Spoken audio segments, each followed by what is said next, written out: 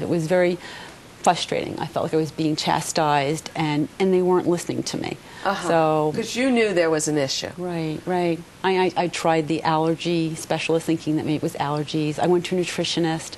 And we should also point out that you had been on cholesterol-lowering medications since your early 40s. Right. Because you had a skyrocketing cholesterol level. Yeah, I have a family history of high cholesterol. Yeah, right. Okay, so all these things were known, and you're getting tireder and tireder, and nobody's diagnosing you. So what happened? After a while, I was walking my dog, because I walk every day with her, and I started to get some burning sensation in my throat. And I said, oh, I must have reflux, or, something else is wrong. And I said, let me go to my doctor and see, what's going on.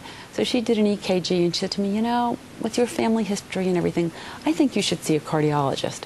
So the cardiologist did do a stress test with thallium, and they found that there appeared to be a blockage, and they're never sure whether it's a false positive.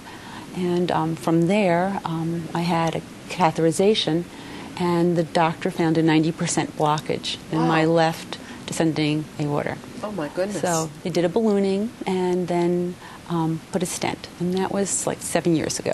Wow! But so how long, in fact, did it take for you to get diagnosed from the time that you were really feeling tired? It was over a year. I'd say more like a year and a half. Wow. So, because everyone looked at me and said, you're in menopause. Right. Yeah. It must be that. Yeah, and they would look at me and, oh, you're too young to be having heart problems. And even though I had that family history, everyone just sort of passed over it and didn't even address it. I didn't even address it, because I had felt, well, I exercise, I eat right. This wasn't going to happen to me, and actually, that was a mistake on my part too. Right. Well, I think that is a very important message for our viewers today, because so many of us are really trying to take all the steps. Yes. But your blockage obviously could have been caused by high cholesterol that comes from Mom and Dad and Uncle Fred, as all of the ads say. Exactly.